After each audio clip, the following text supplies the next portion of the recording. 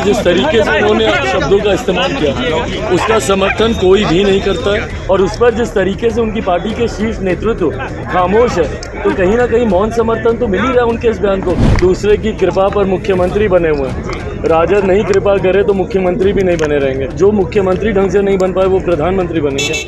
इस वक्त संसद में दो बड़ी पार्टियों के सांसदों के दिए हुए बयानों ने पूरे देश में राजनीतिक उथल पुथल मचा रखी है।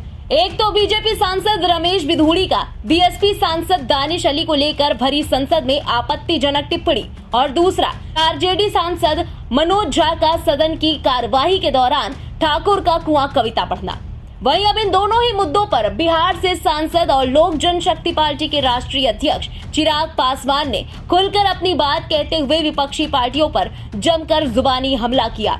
बिधूड़ी के संसद में दिए गए बयान पर बीजेपी द्वारा 15 दिन के अंदर कारण बताओ नोटिस जारी करने के बाद भी उन्हें टोंक की जिम्मेदारी पार्टी द्वारा दिए जाने के सवाल पर चिराग पासवान ने कहा कि जिस तरह से उन्होंने सदन में शब्दों का इस्तेमाल किया था उसका समर्थन कोई भी नहीं करता। इस तरीके से उन्होंने शब्दों का इस्तेमाल किया उसका समर्थन कोई भी नहीं करता है, वो शब्द गलत है। पार्टी को जरूर उस पर संज्ञान लेकर उस पर कार्रवाई करनी चाहिए, पर उनका पार्टी का इंटरनल मैटर है, बट उन शब्दों का हम लोग कतई समर्थन नहीं करते, घोर निंदा करते हैं। वहीं चिराग पासवान ने बिहार के मुख्यमंत्री नीतीश कुमार के प्रधानमंत्री का चेहरा बनने के सवाल पर जमकर हमला बोला। उन्होंने कहा कि जो अपनी बदौलत मुख्यमंत्री नहीं बन सके वो प्रधानमंत्री क्या बनेंगे।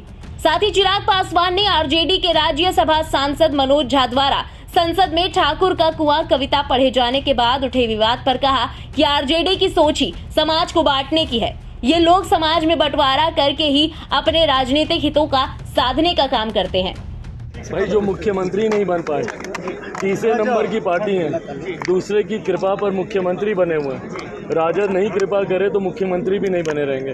तो जो मुख्यमंत्री ढंग से नहीं बन पाए वो प्रधानमंत्री बनेंगे। इस तरीके के बयान समाज में असंतोष उत्पन्न करते हैं, लोगों की भावना को ठेस पहुंचाते हैं, और उस पर जिस तरीके से उनकी पार्टी के शीर्ष नेतृत्व खामोश है, तो कहीं ना कहीं मौन समर्थन तो मिल ही रहा है उनके इस बयान को, जो पूरी तरीके से गलत है। ये समाज को बांटने वाला बयान है जिसकी घोर निंदा हम लोग करते हैं। आपको बता दें कि चिराग पासवान यूपी के बलिया में आयोजित पासी पासवान दलित सम्मेलन में हिस्सा लेने आए हुए थे।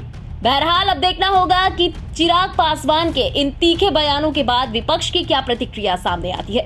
बलिया से इंडिया पब्लिक खबर संवाददाता सत्येंद्र सिंह की रिपोर्ट। फिलहाल इस खबर के बारे में आपका क्या कहना है, कमेंट में अपनी राय जरूर बताएं। देश और दुनिया की बाकी खबरों के लिए सब्सक्राइब करें इंडिया पब्लिक खबर के यूट्यूब चैनल को, बेल आइकन दबाना बिल्कुल न भूलें।